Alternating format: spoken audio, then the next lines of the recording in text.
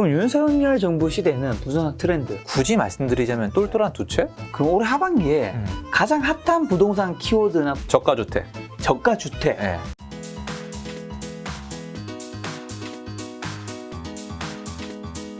이번 시간에 정부 정책 좀 여쭤보려고 하는데 성격이 굉장히 다른 두 정부였죠. 이전 문재인 정부랑 이제 현재 윤석열 정부 예. 부동산 정책의 가장 큰 차이점 뭐라 생각하세요? 별 없습니다. 별 없잖아요. 별로 없나요? 이게 뭐냐면은 이게 많이들 오해하시는 게 사람들이 이제 정부가 성격이 다르니까 뭔가 확 다를 줄 아는데 지금 생각해 보시면 별로 바뀐 게 없어요. 그러니까 무슨 말이냐면은 저는 결과가 나와야지 받아들여요. 그러니까 예를 들어서 예전 정권 때 만들어놨던 걸 지금 다 철폐를 했다. 그럼 확실히 다르다고 느끼는데 저는 아직 못 느끼거든요. 그리고 저는 왜 그렇게 말씀을 드리냐면 전 정부에서 해놓은 거에 영향권 아니에요, 우리는 지금. 그러면 아직 차이점에 대해서 논하는 건 시기상조죠. 그렇죠. 아직 시작한 지 얼마 안 되죠. 어떤 분들이 이 얘기를 하실 거예요. 옛날엔 규제였고 지금 완화다. 느껴지세요? 무슨 완화? 취득세 12.4% 그대로인데 종부세 그대로예요. 양도세 중과유예 잠깐 한 게 다인데요. 전 다를 바가 없다라고 생각을 하고 있고요. 지난 정권에서 시장 완전히 이제 침묵시켜 놓은 거 있죠. 아직 그 영향권 아니고 저는 좀 유감스러운 게 현 정부가 오히려 그걸 누리고 있는 것 같아요. 특히 이제 국토부 장관님께서 좀 그런 거에 대해서 저랑 생각이 조금 다르신 것 같긴 한데 저는 아직은 큰 차이를 못 느끼겠다는 겁니다. 문재인 정부 시대에 이제 부동산 트렌드가 뭐 똘똘한 한 채였잖아요. 그쵸. 이런 걸 많이 밀고 갔었는데 네.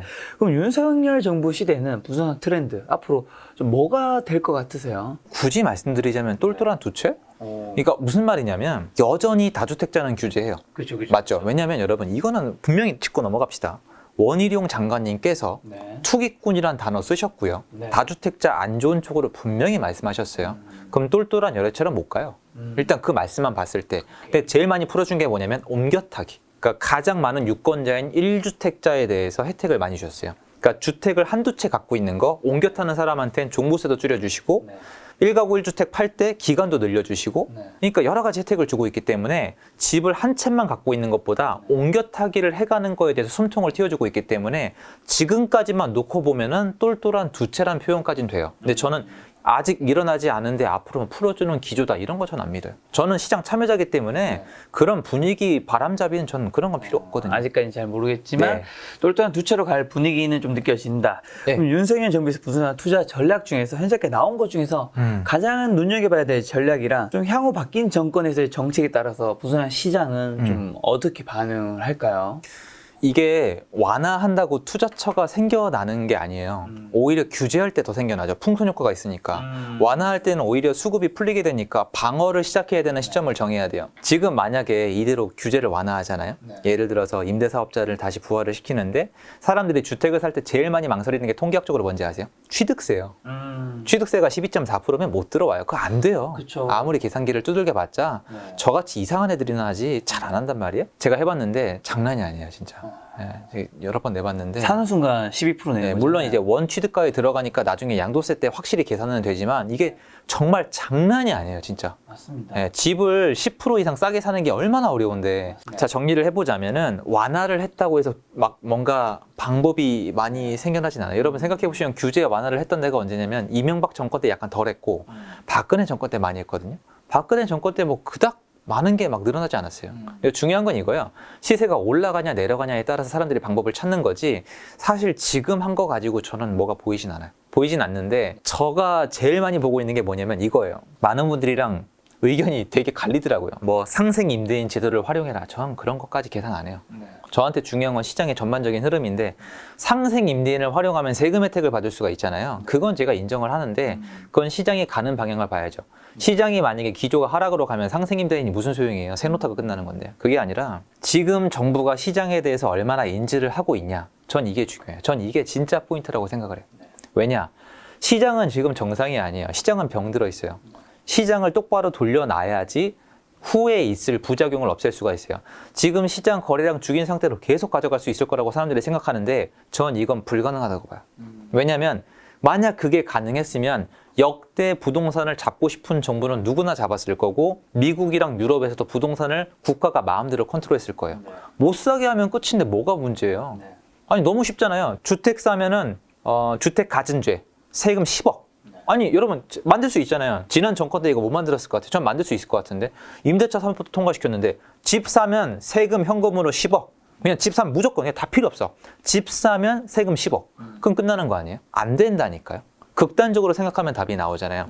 왜냐면 뒤에 집을 꼭 반드시 사야 되는 사람들이 나와요. 그러면 제 말에 동의 못 하시는 분들은 앞으로 이 얘기하지 마세요. 집은 필수제란 얘기하지 마세요. 맞잖아요. 집 필수제 아니니까 투기꾼들이 갖고 놀아도 되는 거 아니에요? 우리가 분노하는 이유는 집이 필수제이기 때문이에요. 먹는 거 갖다 장난치는 거 아니란 얘기 있잖아요. 그렇죠. 필수제 갖다 장난치지 말라는 거잖아요. 그게 무슨 뜻인데요? 있어야 된다는 거잖아요. 새 들어 살면 되지 않냐고요? 누가 새를 놓는데요? 그 정도 상식도 없으면 안 돼요. 새를 누가 놔요? 집 주인이 놓는 거잖아요. 집을 사면 세금이 10억인데 누가 그걸 사서 자기가 안 살고 새를 놔요? 정신병 걸리지 않고서. 안 돌아가요, 이런 식으로. 그러니까 집은 반드시 필요할 거예요. 그러니까 이대로 시장을 위축해서 거래가 안 되는 상태로 계속 간다? 언젠가 터져요. 그리고 그 부작용은 눌러놓은 기간만큼 비례할 거예요. 자, 그럼 이대로 가면은 시장이 작년 10월 달 이후로 망가져서 거래량이 안 나온 상태로 계속 눌려와요. 이렇게 눌렀는데도 KB 기준에서 하락을 안 하고 있죠. 그러면 정부가 인지를 해야 돼요. 일단 뭐가 문제인지. 지금 시장에 과연 우리가 뭘 해줘야 시장이 정상으로 돌아오고 언젠가 터질 수도 있는 문제점을 우리가 완화시킬 수 있을까 알아야 되는데 완화책에 집중할 게 아니라 지금 정부가 얼마나 인지를 하고 그 문제점을 해결하는지를 좀 보고 있는 거예요. 그런데 인지를 안 하고 계신 것 같아요. 저는. 지금 뭘 해야 되냐면 제가 말씀드렸다시피 올해 하반기에 전월세 시장에서 전월세 시장의 전세가가 폭등한다는 게 아니라 갱신권을 못 쓰는 전세 시장에서 이탈한 수요자를 어떻게 소화시킬 거냐가 중요한 거니까 이분한테 맞는 공급을 해주면 땡이에요. 그럼 이분이 제일 원하는 게 뭐겠어요? 지금 이렇게 많이 올랐는데 매매를 하고 싶어 할 것 같아요? 아니에요. 전세 살던 분이 뭘 좋아하겠어요? 똑같이 전세, 내가 살고 있던 가격에 전세를 다시 사는 걸 원할 거 아니에요. 그쵸. 그래서 상생임대인을 말씀을 나온 건데 상생임대인은 그냥 어벤져스의 멀티버스 같은 거예요. 그냥 임대차 3법의 멀티버스 버전인 거예요. 임대차 3법은 갱신권을 쓸 수 있는 임차인의 갱신권을 사용하는 기간 동안의 해피니스를 위해서 그분의 행복을 위해서 임대인과 갱신권을 못 쓰는 임차인이 대가를 치르는 거고요. 상생임대인 제도는 상생임대인을 만난 임차인의 상생임대인과의 기간을 위해서 여기서 벗어난 사람들이 대가를 치르는 거기 때문에 공짜가 아니에요. 상생임대라면 전부 다 상생임대를 한다는 보장이 있으세요? 그러면 상생임대인으로 들어가는 게 없어져 버리니까 솔직히 전세 시장에서는 어떻게 보면 또 이탈자들이 나오는 거예요. 비싼 가격에 계약을 해야 되는 분들이. 그러니까 똑같아요, 사실은. 좋아 보이겠지만. 그러면 이분들한테 공급해줘야 되는 건 뭐냐면 전세 공급자들끼리 싸우게 해야 돼요. 아, 맞지 않습니까? 여러분 솔직히 요새 커피 밖에 나가면 아메리카노 한 잔에 1,500원 보면 마음이 아파요, 저는. 1,500원에 팔고 싶겠어요? 아니요. 아니잖아. 커피 맛이 안 좋은 것도 아니야. 아라비카 원두 100%란 말이에요. 근데 여러분 아메리카 1,500원이면 원가 안 나와요. 뭐 월세도 내고 세금도 내야 될 거 아니에요. 유인하는 거잖아요. 그 정도로 간절한 건데 그게 왜 그렇게 느꼈어요? 경쟁이에요. 여러분 만약에 이상한 얘기인데 부동산 유튜버가 다 문을 닫았어. 여러분 저 별로 마음에 안 드시죠? 그런데 그래도 저는 올라가요. 근데 여기밖에 안 남았으면. 그렇죠. 그러니까 무슨 말이냐면 다주택자들이 전세를 싸게 놓게 하는 방법은 상생임대인, 임대차 3법이 아니고요. 지네끼리 박 터지게 싸우게 하면 돼요. 제가 아까 말씀드렸죠. 전세를 누가 놔요? 다주택자가 놓잖아요. 다주택자가 지금 못 늘어난 이유가 뭐예요? 세금이잖아요. 그럼 세금 풀어버리면 돼요. 무슨 수를 써서라도 세금을 풀어서 다주택자를 늘리면은 전세 까고 나발이고 지네끼리 싸우다가 끝나요. 그런데 그걸 안 해주고 있잖아요. 그럼 시간이 지나면서 언젠가 수급이 또 안 맞아요. 그럼 문제가 생겨요. 그런데 지금 전략이라고 말씀하셨잖아요.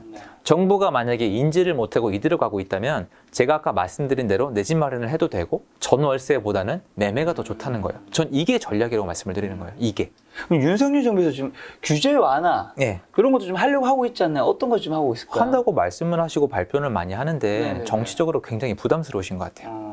그래서 굉장히 망설이고 한번 뭔가 발표했다가 여론이 안 좋으면 후퇴하시는 것 같아요. 그래서 요번에 분양가 상한제도 풀어야지 집을 많이 지을 거 아니에요. 그런데 분양가 상한제를 푼다 하면 마음대로 분양가를 정하게 해주는 건데 그게 아니라 뭐 이런 비용은 인정해서 한 4% 내에서 올려라? 지금 그게 문제가 아니잖아요. 둔촌주공 사태 보세요.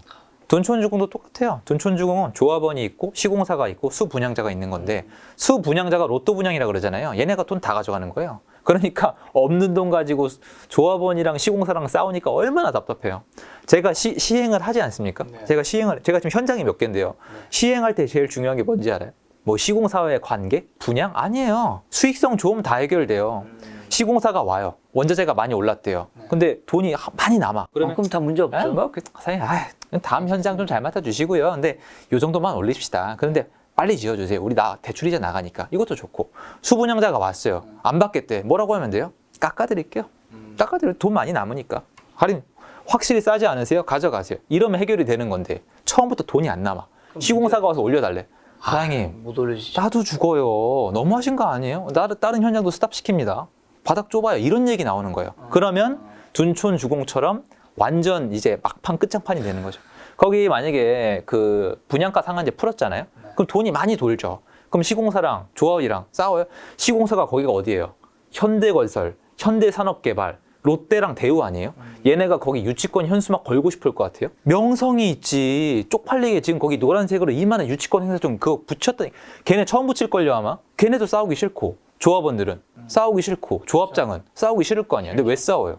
돈이 안 되는데. 그러니까 여러분 로또 분양이라면서요. 아니 사회적으로 뭐 다주택자 규제하는 건 좋은데 로또 분양은 그럼 좋아요? 투자보다 더 안 좋은 게 복권이랑 도박 아니에요? 로또 분양이라면서요. 이거 제일 안 좋은 거 아니에요?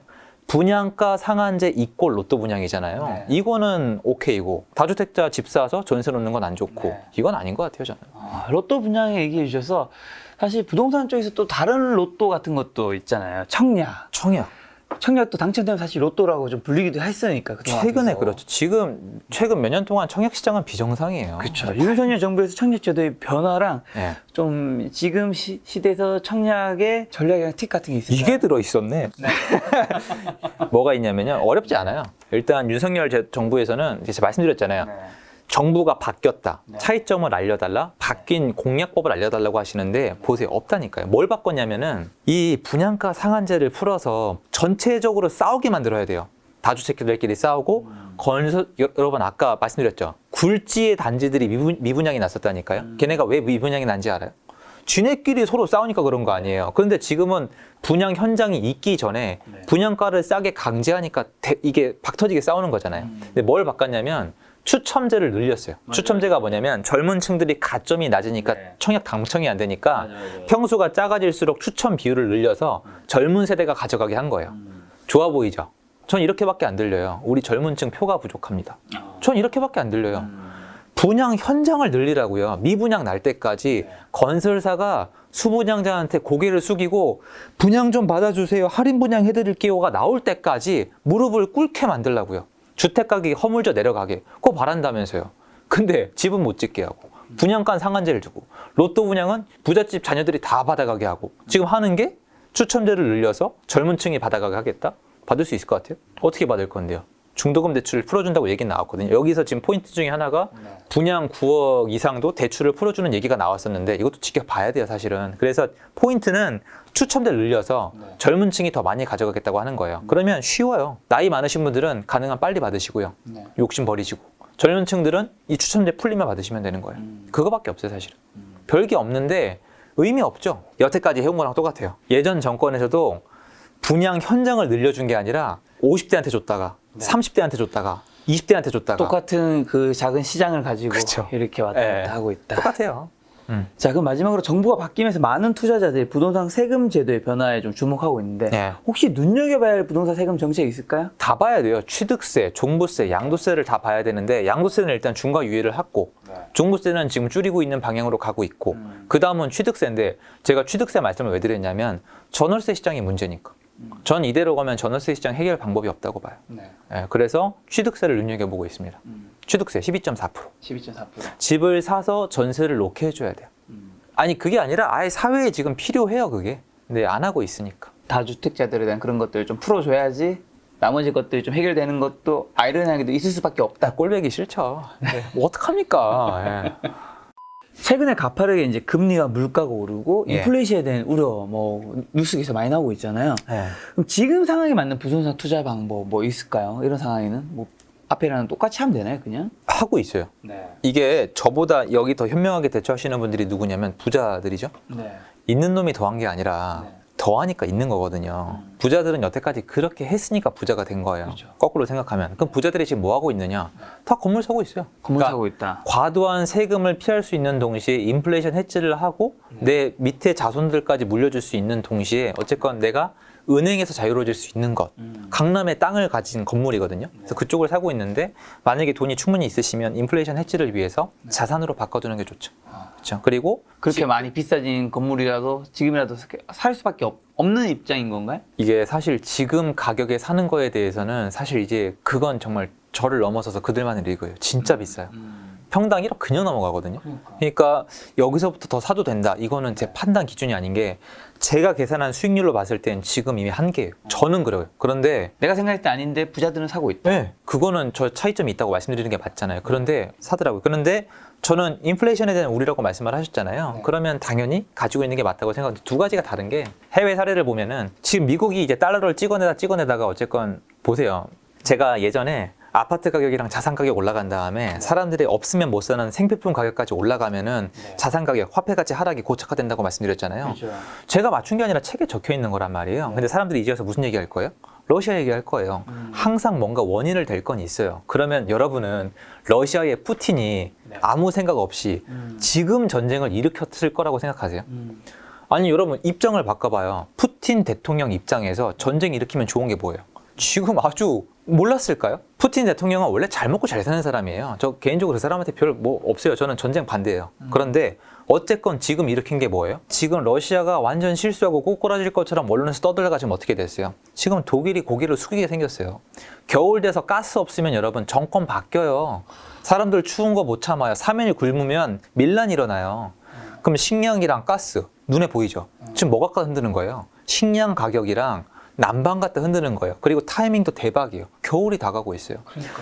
유럽은 여러분 진짜로 걔는 진짜로 윈터 이즈 커밍이에요. 얼어 죽는 사람 안 나올 것 같아요. 여러분이 따뜻하고 다 따뜻한 게 아니잖아요. 그럼 러시아가 이제 키를 쥐고 있고 지금 프랑스의 마크론 대통령 태세 전환하는 거 봐요. 그러니까. 제가 봤을 때는 타이밍 제대로 잡은 거예요. 그러면 미국이고 유럽이고 간에 딴 건 모르겠어요. 자기 정권 지키고 싶으면은 물가 무조건 잡아야 돼요. 그러니까 지금 어떻게 되겠어요? 물가 잡아야 되니까 무조건 금리를 올릴 거란 말이에요. 그럼 금리 올리면 부작용이 뭐예요? 기축 통화 발행국은 안 망해요. 미국은 안 망해요. 신흥국이나 계속 금리 올리면 신흥국 위에까지 망가지겠죠. 언젠가는 우리가 아는 국가도 무너지는 국가가 나올 거예요. 그럼 여기서 반드시 판단을 해야 돼요. 거기 한국이 들어가냐 안 들어가냐. 한국이 망할 것 같다? 그럼 한국 부동산도 사놓으면 안 돼요. 한국은 비껴갈 것 같다? 그럼 한국은 부동산 사놓는 게 좋죠. 어디를 예를 들어요? 베네수엘라요. 베네수엘라 부자들이 어떻게 탈출한지 혹시 아세요? 달러를 민지 사놓은 다음에 해외 부동산 다 사놨어요. 베네수엘라 부자들은 안 망했고요. 거기 남아있던 중산층부터 하층민들은 끔찍하게 살고 있어요. 근데 얘네만 그런 게 아니에요. 지금 전 세계에 그런 국가가 많아요. 부자들은 여러분 부자들이 할 일 없이 세금 덩어리 내가면서 해외 부동산을 사두는 게 아니에요. 지네 나라가 망할 것 같으니까 사두는 거예요. 해외 부동산 투자의 원래 원조 중에 신드롬 중에 하나가 어디예요? 일본이랑 중국이란 말이에요. 중국은 정치적 이슈 때문에 사두는 거고요. 불안하죠. 일본은 지리학적 이슈 때문에 사는 거잖아요. 우리나라가 불안한 사람들은 해외 부동산을 사나요. 그런데 우리나라는 굳건할 것 같다? 우리나라 부동산을 사나요. 그래서 미국 부동산은 지금도 올라갑니다. 유럽도 마찬가지입니다. 그런데 일부 국가는 안 그렇지만 수급에 따라 다르니까 지금 이대로 갔는데 만약에 달러 금리를 올려서 금리를 따라 올라가다가 한국이 어려울 것 같다. 그럼 이것도 틀린 거죠. 한국에 있는 자산을 사놓으면 안 돼요. 미국에 걸 사놔야죠. 그런데 우리 한국은 아무래도 안 넘어갈 것 같은데 저는 이번에 한국은 안 넘어갈 거라고 생각을 합니다. 그러면 한국에서도 포트폴리오 비중을 내가 현금으로만 갖고 있는 게 아니라 부동산 비중을 좀 실어야죠. 그게 맞다고 저는 생각을 해요. 그럼 어른 공장님도 미국 같은데 이제 해외 부동산 좀 이제 관심 가지고 있나요? 투자하고 있습니다. 아 진짜요? 네, 오래됐어요. 이미 환율만으로 환율만으로 전 꽤 수강생분들은 아세요. 꽤 됐어요. 네. 근데 경험을 많이 할수록 좋지 않아요? 네. 미국에 뭘 사고 있는데? 거기까진. 현재 부동산 시장이 어쨌든 뭐 보합 혹은 또 뭐 아까 전에 부동산원 같은 경우 하락세 보이고 있는 경우도 있는데 기존 상승장에서는 사실 뭐 묻지마 투자식으로 투자만 했어도 돈을 벌 수 있었다면 지금은 단순히 가격만 보고 투자해서 안 될 수 있다 생각하는데 우리가 가격만 보느라 뭐 놓치고 있었던 게 있을까요 혹시? 있죠. 아까 다 말씀드린 거예요. 네. 가격만 놓고 보는 애들이 누구예요? 네. 유동성 시장, 투기꾼들. 걔네는 비싸면 안 사요. 그렇죠. 제가 말씀드렸잖아요. 작가님이 투자자예요. 다주택자예요. 메뚜기 때인데 샀어. 1억 5천에 샀어. 네. 1억 4천에 팔까요? 안 판단 말이에요. 그럼 1억 6천이나 1억 7천에 팔아야 되는데 다음에 살 사람이 또 나야. 또 메뚜기야. 그럼 나는 또 뭘 따져요? 내가 이거 남겨 먹을 게 있을까 이렇게 본단 그렇죠, 말이에요. 그렇죠, 그렇죠. 그러니까 폭탄 돌리기를 한단 말이에요. 여기서 제일 위험한 게 뭐예요? 이미 많이 오른 게 제일 위험해요. 그렇죠. 여러분 주식이랑 비트코인 2020년도 아무도 사지 말할 때 사신 분들 지금도 괜찮아요. 괜찮죠. 맞죠? 그런데 쫙 올라간 다음에 네. 여기 나와가지고 사람들이 막 사세요 이거 막 그 재테크 채널 되게 잘생긴 분이 그분 요새 주식 얘기 또 안 하시던데 엄청 사라고 했었거든요. 네. 그때 사신 분들은 지금 다 물렸단 말이에요. 네. 저도 주변 사람 삼성전자 사도 된다고 얘기했다가 저 모르는데 저는 그냥 투자는 사야지 늘지 않아 그래가지고 87,000원에 매수 버튼을 같이 눌렀단 말이에요. 네. 싸단 말이에요 지금. 방금 그래. 삐처리 근데 잘생긴 그분 누구예요? 아까 그분 아, 잘생겼잖아요. 그렇죠, 예, 그렇죠. 잘생겼잖아요. 저는 팬이에요. 전 유튜버로서는 그분이 되게 잘하고 있다고 네네. 생각하기 때문에 전혀 그런 건 없어요. 근데 어쨌건 이렇게 많이 오른 상태에서 유동성 시장은 조심해야 되는데 놓치고 있는 게 뭐냐면 실수요자는 그게 아니에요. 자 보세요. 똑같아요. 여러분 지금 내가 예를 들어서 우리 집에 주식이 빵이야. 빵이 5,000원을 해. 네네. 6,000원으로 올랐어. 네. 욕 나와. 안 먹을 거예요? 먹어야죠. 7,000원, 먹어야죠. 만원, 뭐 좀 적게 먹어야죠. 15,000원, 아, 뭐 다른 거 없나? 그래도 먹긴 먹어야지. 10만 원. 밥 먹고 살아야 되니까. 그러니까 왜 욕 안 하세요? 많이 올랐잖아요. 많이 올랐는데 왜 먹어요? 집은 필수제라면서요. 실수요장은 수급이 맞아야 돼요. 사이클이고 나발이고 이런 게 아니란 말이에요. 그런데 지금 수급이 맞는지에 대한 여부를 꼭 따져보세요. 전세, 월세, 매매. 전 이게 정말 중요하다고 생각해요. 유동성장, 투기꾼들의 장은 이미 마탱이 갔어요. 그게 아니라니까요, 지금. 그러니까 시장이 지금 다이나믹하지도 않고 느리고 짜증나고 지루하고 힘들고 불투명한 거예요. 왜냐면 실수요 시장이니까. 이상한 시장이에요. 이런 적이 없어요. 그럼 올해 하반기에 가장 핫한 부동산 키워드나 부동산 시장의 매매는 뭐가 될 것 같으세요? 뭐 상가일 수도 있고. 저가주택. 저가주택. 예. 상가도 아니에요. 무슨 저가주택. 예. 어떤 의미예요? 전세 갱신권에서 밀려나온 분들은 돈이 그거밖에 없어요. 사람들이 뭐 집을 받아줄 사람이 없다 돈이 없다 그러잖아요. 웃기지 마시고요. 그럼 전세입자들은 돈이 하나도 없어요? 여러분 부모님은 그러면 신혼부부 시작하자마자 강남의 아파트 딱 사고 시작했어요? 아니죠. 그때 통계적으로 물어보면은 제가 신문기사 읽은 건데 80% 가까이가 전세로 시작을 했어요. 그렇죠, 왜? 그렇죠. 월세로 살면 돈 안 모이고 살 돈은 없고 전세로 시작했단 말이에요. 전세 사시는 분들은 집 살 마음이 어느 정도 있어요. 그럼 이번에 갱신권 못 쓰시는 분들이 돈이 없어요? 없다고요? 있어요. 그럼 그분들이 살 수 있는 집이 뭐예요? 저가주택이잖아요. 그리고 고가주택은 이미 올라 있어요. 그럼 그 아래 하단을 봐야 돼요. 위에서 갱신권을 못 쓰는 분들이 밑으로 흘러져 내려올 수밖에 없단 말이에요. 다 내려온다는 게 아니에요. 그 15,000 세대가. 그분들이 살 수 있는 주택의 포인트를 맞추는 게 하반기 시장이에요. 자, 그럼 생애 첫 부동산 투자 현금 5천만 원, 1억 있으신 분들은 네. 지금은 어떻게 해야 될까요? 지금은 뭐 그래도 지금 이런 상황에서도 뭘 사야 될까요? 아니면 이런 상황에서 또 가만히 있었어야 될 수도 있을 것 같기도 사지. 하고. 저는 사요. 산다. 네, 저는. 뭘요?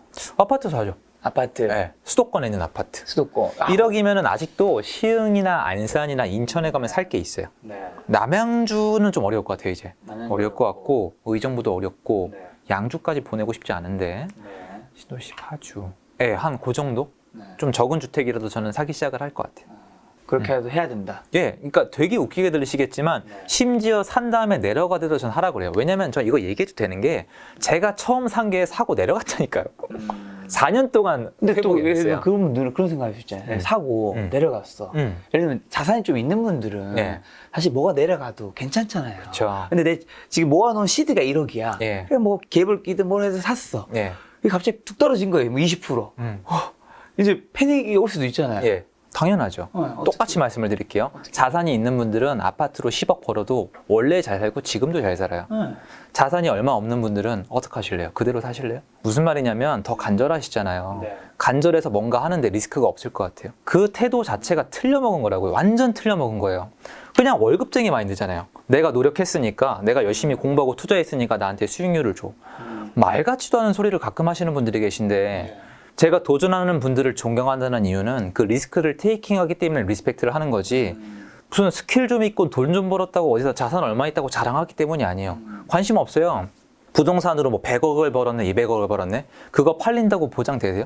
제가 경험이 상당히 많은 편인데 그거 팔린다는 보장 없어요. 세금은 어떻게 할 거예요? 하락기 오면 어떻게 할 거예요? 그거 아니에요. 그냥 내 사이버머니잖아요. 진짜 부자들은 그렇게 하지도 않지 않습니까? 작가님 말씀대로 산 다음에 내려가고 그게 회복이 안 될 수도 있어요. 그건 알고 하시는 게 맞죠. 그런데 저는 그 리스크를 극복할 수 있는 방법들을 말씀드리는 거예요. 첫 번째, 장기 우상향한 과거 그래프. 왜냐면 여러분 그거밖에 믿을 게 없잖아요. 그렇죠. 네, 그거밖에 믿을 게 없어요. 주식은 여러분 10년, 20년을 펼쳐놓고 봐도 확 내려간 주식이 상당히 많아요. 그렇죠. 장기 투자한다고 되는 게 절대 아니에요. 제가 주식을 옛날에 하다가 학을 뗐어요, 저는. 그거는 몇 개 종목. 진짜 많아요. 저는 이제 옛날에 좋아했던 게 막 STX나 삼부토건 이런 거 있어요. 삼부토건도 옛날에 굴지의 기업이었는데 지금 아주 말도 못 하잖아요. 근데 부동산은 역사적으로 봤을 때 어쨌건 장기 우상향 했어요. 그럼 이거 일단 믿어야 되고. 불안하세요? 그러면 저가 매수가 가능한데 주식처럼 내 정신승리 저가 매수가 아니에요. 제가 얘기하는 건 가서 호가대로 사지 말라고요. 경매를 하시던 공매를 하시던 그것도 싫어요? 특수 경매 하세요. 그래서 싸게 사시라고요. 그것도 싫으면 전세가랑 비슷하게 사세요. 불안하면 전세가 앞으로 오를지 내릴지 공부를 해보세요. 그것도 불안하면 앞으로 더 지을 때가 있는지 없는지 따져보세요. 그것도 싫으면 화폐 가치가 올라갈지 내려갈지 따져보세요. 제가 여러분 잘 다니던 직장 때려치고 나왔잖아요. 네네네. 어쨌건 저도 거긴 공공기관이었기 때문에 그만둘 이유가 없었어요. 저 그만둘 때 주변에서 미쳤다 그랬었어요. 네. 대학까지 나와서 직장 옮기다가 다 때려치고 나와서 백수 된 거잖아요. 그럼 다 포기한 거거든요. 그리고 제가 한 게 부동산인데 제가 한두 가지 알아보고 있을 것 같아요. 진짜로. 제 인생 걸렸는데 그냥 대충 하면 돈 되겠지. 그건 전 그게 속상한 거예요. 제가 얼마나 많은 고민을 하고 얼마나 무서워하면서 얼마나 많은 레이어를 까고 이 투자를 했는데 지금 와서 돈 있으면 한 채 사놓으세요 하는 게 되게 가볍게 들리시나 본데 제 채널에 댓글을 다는 그 어느 분보다 제가 훨씬 더 진지하고 많이 고민했다고 전 거의 100% 장담해요. 그러니까 쉽게 말씀드리는 게 아니에요. 그런데 제 주변을 통틀어서 그냥 월급만 모은 사람 중에서 만족하고 사는 분들은 잘 없어요. 아, 그렇죠. 그래서 월급만 모아서 만족하고 사시는 분들은 사지 마세요. 제가 나쁜 뜻이 아닙니다. 살 이유가 없잖아요. 그런데 아니다. 최소한 작가님 채널이나 제 채널 보면은 뭔가 있는 거잖아요. 짜증나는 게. 그러면 어떡하실 건데요? 부동산을 사지 않고 차익을 남기는 방법이 있으시면 저 좀 알려주세요. 제가 불러드릴게요. 마스터라고. 안 되잖아요. 부동산을 일단 사야지 공부를 하든 나중에 팔든 뭐든 할 거 아니에요. 그 와중에 수도권 중에 실수요가 있는 지역을 싸게 사라고 말씀을 드리고 공부하고 알아보고 불안하면 경매로 사라고 말씀을 드리잖아요. 그 이상은 저도 몰라요, 사실은. 그런데 저는 주식도 해봤고 이거저거 손댈 수 있는 건 다 손대봤는데 이게 제일 낫더라고요. 그래서 지금 사라고 말씀을 드리는 거예요. 리스크를 어느 정도 감내할 수밖에 없다. 당연하죠. 자, 흔히 주식 투자하는 분들이 마인드가 되게 중요하다고 아, 그런 얘기 많잖아요. 중요하죠. 기술보다 마인드가 뭐 90이다 이런 얘기 많은데 부동산 투자는 좀 어때요? 부동산 투자도 마인드가 되게 중요할까요? 그리고 어떤 마인드가 좀 필요할까요? 일단 주식은 정말 말씀에 공감하는 게 제가 예전에 어떤 국제 기업의 면접을 보러 간 적이 있거든요. 운이 좋아서 이사님 추천을 받아서 간 적이 있는데 저는 거기 대기하면서 절망했어요. 왜요? 아이비리그들이 왔더라고요. 아, 그래서 저는 하버드, 예일, 뭐. 저는 그냥 진짜 거기서 그냥 사실 심부름이나 하면 되는 사람인 거예요. 네. 근데 어쨌건 좋은 경험은 됐어요. 네. 무슨 말이냐면 걔네가 있는 데가 월스트리트예요. 자, 그래서 한국에서 공교육 받다가 다 세뇌가 됐는데 내가 이제부터 책 좀 몇 권 보고 주식시장에서 테크닉으로 승부를 보겠다. 죄송한데 전 웃을 수밖에 없어요. 그러니까 아이비리그 나온 막 로켓 공학자가 있는 천재들이 회사의 막대한 지원을 받아서 긴장해서 플레이하는 월스트리트를 상대로 그런 애들이 있는 여의도가를 상대로 내가 테크닉으로 주식시장에서 한번 승부를 보겠다. 과연 현명한 선택일까요? 그리 안. 저는 아닐 것 같은데요. 그러니까 마인드가 중요하겠죠. 왜냐하면 장기적으로 봤을 때 뭔가 큰 흐름은 있을 테니까. 저는 어떻게 보면은 편승한다고 봐요. 그런 분들이. 부동산 시장도 마찬가지인 게 부동산 시장은 좀 덜해요. 부동산 시장은 어쨌건 국내에 있는 분들이 많이 하시고 부동산 시장은 좋은 점이 뭐냐면 아까 유동성 시장 있죠. 여긴 스킬이 맞아요. 근데 실수요 시장은 그런 무서운 분들이 있는 데가 아니고 아저씨 아줌마들이 있는 데거든요. 그러니까 아까 말씀드렸잖아요. 아까 20억짜리 아파트를 하더라도 작가님은 1가구 1주택자 선량한 시민이에요. 이분들이 버티고 있는 시장이란 말이에요.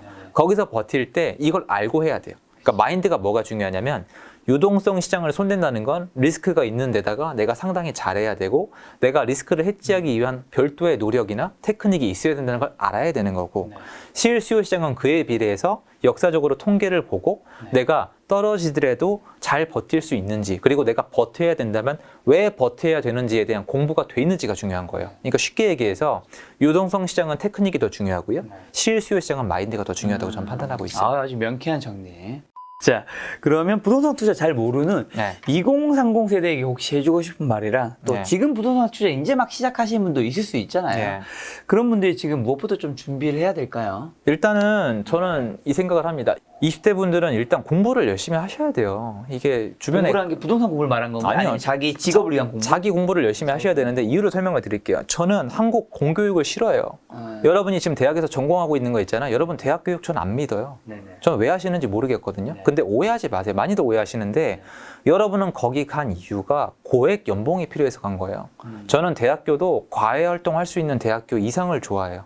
저는 제 제자들한테도 네임밸류 필요 없는데 가서 과외 활동할 수 있는 데를 가라고 해요. 왜냐면 제가 해봤거든요. 아르바이트가 힘들어요, 여러분. 힘들죠. 네, 제가 아르바이트를 하다가 과외를 시작을 했는데 네. 새로운 세계를 봤다니까요. 아, 지금 근데 여기서 말씀하신 가외 활동이 가능한 대학에 가라는 거는 그래도 가외 선생님을 부를 정도로 어느 정도 괜찮은 대학에 가야 된다는 얘기를 하고 싶은 거 아니에요? 갈 거면. 갈 거면. 네, 그게 아니면 이제 몸으로 아르바이트 하는 수밖에 없는데 그렇죠. 일단 돈을 모아야 뭘 할 거 아니에요. 그렇죠. 그런데 과외 활동할 수 있는 대학을 나오면 또 취업도 잘 돼요.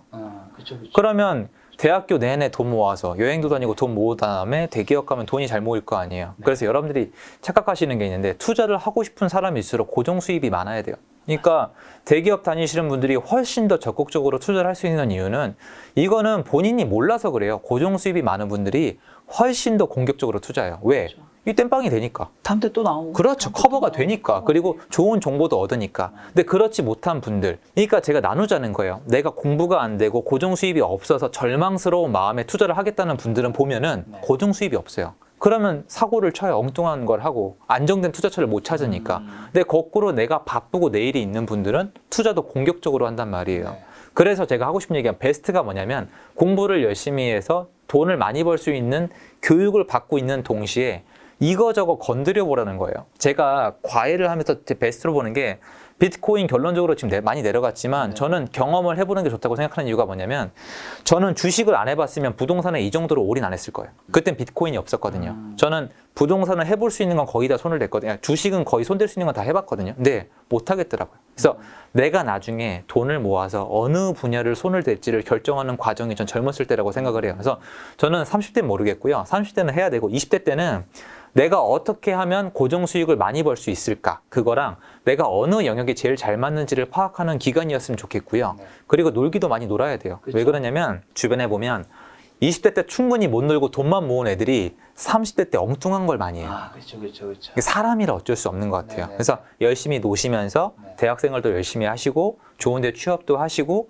투자도 조금 요거저거 해보신 다음에 내가 정신적으로 얼마나 힘든지도 한번 보시고 그래서 30대에 나와서는 해야죠 이제. 그렇게 해야 되고 처음 투자하시는 분들은 제가 말씀드린 것처럼 시장이 나뉘어요. 나뉘는데 유동성 시장이 있고 실수요 시장이 있는데 나뉘어요. 내가 지금 고정 수입이나 모아둔 돈이 없어서 유동성 시장밖에 못 가는 분이 계시고 돈이 꽤 있어서 실수요 시장으로 갈 수 있는 분들이 있는데 실수요 시장이랑 고가주택의 리스크가 현저히 적어요. 그렇죠. 훨씬 더 안정된 거예요. 부자들은 절대로 짜잘한 거 안 하거든요.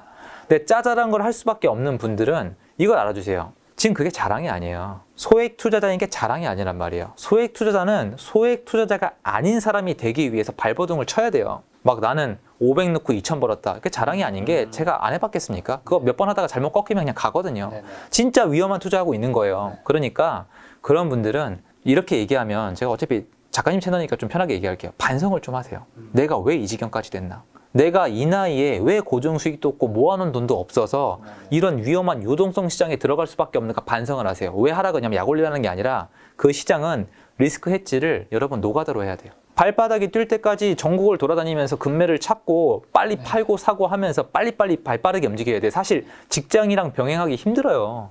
그런데 이 얘기를 왜 말씀드리냐면 이런 분들이 많아요. 제가 말씀드렸죠. 어떤 한 분야는 과외부터 시작을 해서 대기업 다니면서 고정 수익이 많아서 돈이 있는 상태로 투자를 시작을 해서 실수요 시장을 사는데 여태까지 다 놓쳤어. 대학도 잘 못 갔고. 여러분 대학 잘 못 간 건 여러분 잘못입니다. 공교육 탓하지 마세요. 저도 고생할 거 다 했어요. 대학도 못 나왔고 직장도 못 잡아서 돈도 못 모았어. 근데 그래 놓고 남들이 하는 부동산 투자를 하겠대. 나도 한 2천 모았으니까 부동산 투자 해보려고요. 그런 태도로는 안 돼요.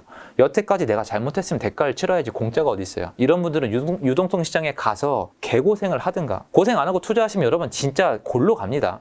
개고생을 하든가. 저도 마이너스가 떠요. 그 시장이 10개를 하면 한 2-3개 마이너스가 뜬단 말이에요. 그 정도로 힘들고 살벌한 시장인데 초보 투자자가 이겨낼 수 있을까요? 노력을 하지 않고. 개고생을 할 각오가 아니면은 안 되는데 반성 없이 이런 거 안 해요. 얼마 전에 한 분이 저 라이브 하고 있는데 이런 얘기 하셨어요. 제가 그 지방 가서 투자를 했는데 법인 갖다 투자를 하셨대요. 제 얘기를 듣고 정말 고생을 말도 못하게 했는데 세금 다 떼고 500이 남았대요. 2번 다시는 하기 싫다고 말씀을 하시는데 제가 원한 게 그거예요. 그 정도 힘들어야 돼요. 그 정도 고생하고 500 벌었으면 사실은 유동성 시장은 사실 내가 노동한 만큼 벌어야 돼요. 그러니까 전국을 완전 찾아다니는 거예요, 매물을. 근데 그런 태도가 아니고선 어렵죠. 그래서 처음 투자하시는 분들께는 그 말씀 드리고 싶어요. 황 부장님 오늘 영상 마지막에 아주 바늘을 거의 뭔가를 찌르는 멘트. 편집 잘 해주시고요. 댓글은 보지 않도록 하겠습니다. 근데 문득 드는 생각이 이제 얼음공자님은 이 시장에 들어올 때부터 돈이 많이 있어서 들어온 건 아니잖아요, 사실. 3천만 원 있었어요. 네. 그리고 그때에 비해서 지금 자산은 굉장히 많이 늘어나셨을 텐데. 상상도 못했죠, 저는. 네. 네. 그러면 이제 지금 자산이 많이 늘어난 것만 봤을 때는 좋아 보이지만 저는 예를 들면 그 사이에 그 수많은 아까 마이너스도 있고 수많은 이해관계자 집단 간에 여러 가지 있을 수도 있잖아요. 거기서 뭔가 뒤틀어진 뭔가 아니면 마음에서 뭔가 저렇게 좀 힘들어진 것들은 없나요? 저 있죠. 분명히 있을 것 같아서. 가족들한테 미안해요. 그러니까 보면은 와이프가 네. 왜 하루 종일 뭘 하냐고 해요. 그러니까 관심사가 이건 거예요. 계속 생각하고 공부하고 혼자 뭘 적고 기사를 찾아보고 계속 공부를 하는데 누가 보면은 뭔가 일하는 시간이 정해진 것 같은데 항상 관심사가 이쪽에 와 있는 것 같아요. 그리고 제가 직장 그만둘 때 약간 우울증, 공황장애 증상이 있었는데 그게 좀 악화가 됐어요. 그럴 수 있죠. 네, 그러니까 저는 다 얻은 게 아니에요. 이런 것도 많아요. 그리고 제가 봤을 때 대인관계도 많이 흐트러졌어요. 옛날보다 친구가 더 없어요, 이제. 거의 없고. 손고수 찌르니까. 아니, 그런 게 아니에요. 그런 게 아니라 이제 관심사가 많이 다르다 보니까. 그쵸. 그래서 저 대학교 때도 후회하는 게 학점 딴다고 친구를 못 사귀었거든요. 그래서 그런 건 아직도 후회하는데 그걸 또 반복을 한 거라서 여러분 공짜는 없는데 제가 그래서 말씀드렸잖아요. 내가 얻고 싶은 게 이거만 하시라니까, 이거면. 저는 이대로 못 살겠다 했으니까. 친구는 없으시지만 가족은 있으시니까요. 또 자제분도 있고. 자, 마지막에 이제 뭔가 굉장히 센 멘트를 해주셨는데 시청자분들이 마지막에 좀 뭔가 얼음공장님이 주신 봄 냄새 나는 좀 따뜻한 말로 정리를 좀 하면 어떨까요? 편집이 될 거라 믿고 있고요. 아니, 제가 봤을 때는 잠깐 이거 같아요. 제가 제 채널에서 이 얘기를 한동안 못한 것 같아요. 네네. 다들 예민하시고 그렇죠, 또 그렇죠. 채널 보시고 누군가 이제 마음에 상처받고 이런 거 바라지 않고요. 네. 지금 좀 힘들어하는 분들이 많아요. 시장이 워낙 안 좋다 보니까 하락한 지역도 있고 매매 전세가 안 되다 보니까 계획이 흐트러진 분도 많거든요. 그렇죠. 그래서 전 이 기간도 여러분이 좀 새겨놨으면 좋겠어요. 아, 부동산 투자를 하다 보면 이런 기간이 지나가는구나. 항상 이렇게 달콤한 시기가 있는 건 아니구나라는 좀 기간을 가지셨으면 좋겠고, 그럼에도 불구하고 여러분한테 좀 여쭤보고 싶어요. 나는 과연 지금 부동산 시장에 참여하고 싶은지. 그러니까 차라리 지금 이런 시기를 보고 판단하면 더 좋지 않을까요? 그리고 저는 작가님 채널 통해서 이거 한번 꼭 말씀드리고 싶어요. 지금 언론을 보면은 하락한다는 기사랑 어디 실거래가 한번 하락하면 그거 가지고 이 대문짝만하게 내거든요. 이 여태까지 올해 쏟아져 나왔던 기사를 모아 놓으시고 올해 하반기 시장이 실제로 돌아가는 거 꼭 비교를 해주세요. 저는 되게 중요하다고 봐요. 언론은 절대 사실을 알려주지 않아요. 언론은 여러분 나쁜 게 아니라 여러분한테 사실을 알려줄 여유가 없어요. 경쟁을 해야 되고 조회수가 나와야 되고 거기다 광고를 얹혀야 돼요. 광고를 얹혀야 되는데 여러분이 원하는 내용을 얘기해 줘야지, 여러분이 원하지 않는 내용 얘기해 주면 어떻게 되냐면 제 채널처럼 되는 거예요. 욕이 나온단 말이에요. 그러니까 이게 대중 심리고 세상이 이렇게 돌아가지만 저와 이제 채널을 함께 하시면서 부동산으로 뭔가 얻고 싶으신 분들은 꼭 비교해 주세요. 올해 하반기 결과에 대해서 저도 말씀을 드릴 테니까 저는 이제 채널 통해서 그 말씀 꼭 드리고 싶어요. 네, 얼음공장님이 저는 오늘 초청을 드렸을 때 생각이 조금 바뀌시지 않았나 싶었는데 생각이 여전히 바뀌지 않은 걸 보고 올해 연말에 얼음공장이 다시 초대해서 올해 과연 하반기 어떻게 되는지 한번 점검하도록 하겠습니다. 오늘 만난 손님은 얼음공장님이었습니다. 지금까지 여러분 소중한 시간 함께 해주셔서 정말 감사합니다. 오늘도 금작가였습니다. 고생 많으셨습니다.